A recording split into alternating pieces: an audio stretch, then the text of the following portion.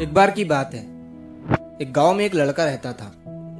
वो लड़का पढ़ाई में बहुत होशियार था, लेकिन उसकी पढ़ाई नहीं हो पाती थी क्योंकि वो लड़का अपना घर भी चलाया करता था। वो रोज अपने खेत में जाता, दिन भर वहां काम करता और शाम को घर वापस आकर वो थोड़ी बहुत पढ़ाई कर लिया करता था। अब जब वो लड़का 12वीं क्लास में गया तो सभी गांव वालों को ये लग रहा था कि हमारे गांव से यही लड़का 12वीं में फर्स्ट आएगा, क्योंकि गांव वालों को भी पता था कि वो लड़का पढ़ाई में बहुत होशियार है। तो 12वीं का एग्जाम आया, लड़के ने एग्जाम दिया और जब 12वीं का रिजल्ट आया तो वो लड़का किसी कारण से एक सब्जेक्ट में फेल हो गया।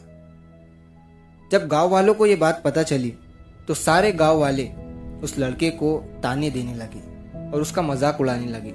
वो जब भी अपने घर से खेत की तरफ जाता तो उस रास्ते पर उसे जितने लोग मिलते वो सब उसे ताने देते रहते।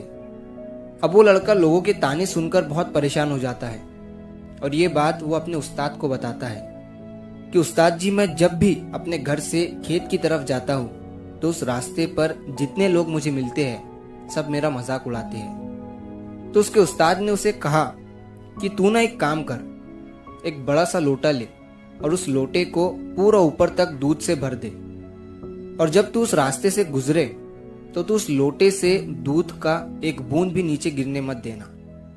लड़के ने एक दिन वैसा ही किया। वो जब उस रास्ते से दूध का लोटा लेकर निकला तो उसका फोकस उस लोटे पर इतना था कि उसे लोगों की आवाज ही सुनाई नहीं दी।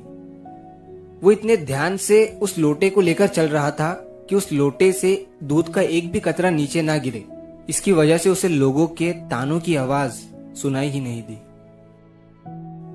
तो इस कहानी से हमें ये सीख मिलती है कि अपने काम में इतना ढल जाओ, इतना फोकस अपने काम पर लगा दो कि बाकी की चीजों का आप पर कोई असर ही ना हो।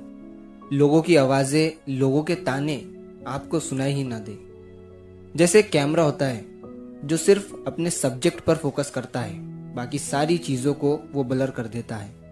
तो बस आपको भी उसी तरह अपने काम पर, अपने टारगेट पर फोकस करना है। बाकी चीजें तो अपने आप ही ब्लर हो जाएंगी।